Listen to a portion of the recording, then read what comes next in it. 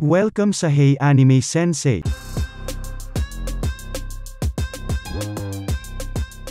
Pagkalipas ng 6 na buwan ay napapansin na ng dalawa ang pagbago ng katawan ni Luciel kaya kahit maglakad-lakad ito sa labas ay hindi umano aakalain ng sinuman na isa siyang healer. Nagulat rin si Gulgar nang marinig sa usapan ng dalawa na hindi biro ang pinagdaanan ni Luciel sa training kaya ano pa ba ang aasahan niya sa demon instructor at sa kanyang maso zombie na estudyante. Habang sila ay nag-uusap dumating naman si Nana Ella na dala ang isang sulat para kay Luciel na mula sa Holy Church ng Shurol dahil nais na ng Holy Church na magtrabaho ang binata sa kanilang headquarters sa rekomendasyon ng isang tao dahil sa kanyang pagsusumikap na magligtas ng buhay. Sa ika-6 na buwan ng taon ay dapat nasa headquarters na ang binata kasunod ng pag-expire ng kanyang assignment sa Adventurers Guild at ang desisyong ito ay nilagdaan mismo ng Pope na si Fluna Aludeli de Shurol. Alam na kaagad ni Brod na si Batikali ang nasa likod nito dahil sa pinoprotektahan si Luciel ng Guild kaya gusto niyang maalis rito ang binata para wala nang magpapagamot sa Adventurers Guild. Meron na lamang natitirang kalahating taon ang bida dito sa guild kaya sinabi ni Brod sa kanya na kasabay ng kanyang Spartan training ay patuloy itong manggagamot na walang restrictions sa bilang ng tao kaya ang resulta ay hindi nakakasabay ang magic ng binata sa dami ng pasyente.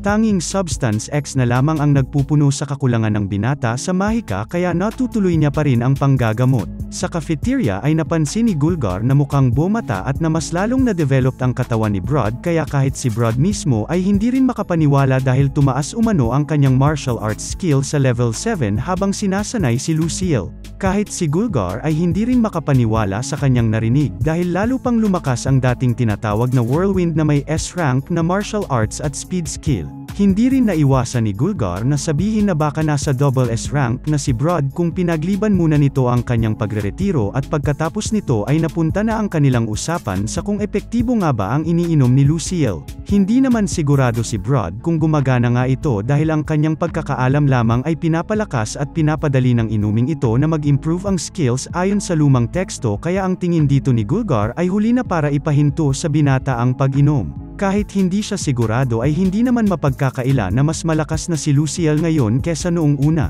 Ilang sandali lamang ay dumating si Galba matapos maging successful sa kanyang lakad. Pinaalam ng misteryosong si Galba na hindi na pupuntiryahin si Luciel ngayon kapag nakarating na siya sa headquarters ng Holy Church. Tama rin ang kanilang hinala na si Batikali ang nasa likod ng nangyari kaya ipinaalam ni Galba ang susunod niyang gagawin na napapanahon na para tanggalan ng negosyo ang head ng Healers Guild dahil sa tingin niya ay maraming pera ang dumadaloy rito. Dati palang assassin si Galba kaya hindi lubos akalain ni Brod na gagalaw na muli si Galba matapos magretiro. Ayaw ring pabayaan ng dating assassin si Luciel lalo na't kanyang napagtanto na seryoso ang binatang makasurvive kaya ito pumunta sa kanilang guild. Napag-usapan rin nila na rank E ang kayang maabot ni Luciel sa halos kalahating taon ngunit kaya niya namang umabot sa rank C kung gagamit siya ng mga tricks. Tinanong ni Gulgar ang kanyang kapatid kung bakit hindi niya rin sanayin si Luciel kaya sinagot ito ni Galba na isaalang-alang niya ito kung hindi magbabago ang binata sa loob ng ilang taon kaya nag-alala si Brod na mamamatay si Luciel kung sasanayin niya ang binata.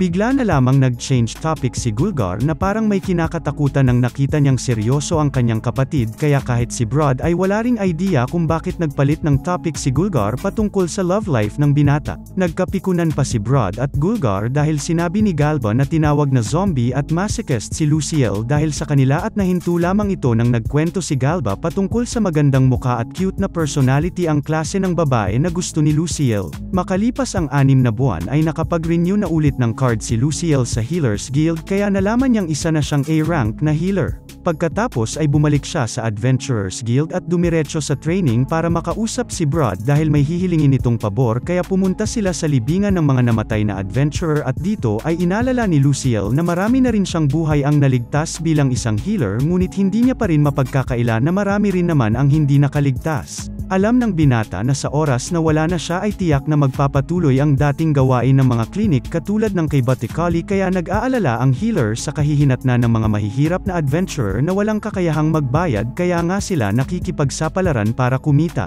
Gusto rin ni Luciel na maiwasan ang paggamot ng klinik sa mga pasyente na humihingi ng hindi makatwirang bayad na ikakasira ng buhay ng mga adventurers kaya dahil dito ay gusto ng binata na magpasimula si Brod ng isang training course para sa mga baguhan at hindi lamang basic training ang ituturo kundi pati na rin ang monster bot sherry at pag-identify ng mga halamang gamot. Gusto ni Luciel na katulad ng pagtulong sa kanya ang gawin sa mga bagong adventurer at ang magandang pagtuturo na kanyang naranasan o sa parehong paraan dahil masaya niyang pinaalam na mas lumakas siya nang magkaroon ng instructor na kagaya ni Brod. Sa madaling salita ay gusto ni Luciel na palakasin ang mga adventurer at madagdagan ang kanilang kaalaman para lamang kumunti ang mga pasyente ng mga klinik kahit na isa siyang healer. Dito lumalabas na mas lamang ang pagiging adventurer ni Luciel lalo na't mabubuting adventurer ang kanyang nakilala kaya ganun na lamang ang pagkagusto ng bida na gumawa si Brod ng isang sistema para sila ay magtagumpay. Pagkatapos ay inalam ni Brod kung umunlad ba talaga ang kanyang apprentice dahil sa kanya kaya inamin ni Luciel ang kanyang kakulangan sa skills ngunit alam niya naman sa kanyang sarili na malaki ang kanyang inunlad mentally kaya dahil dito ay pag-iisipan ng instructor ang pagsisimula ng kurso.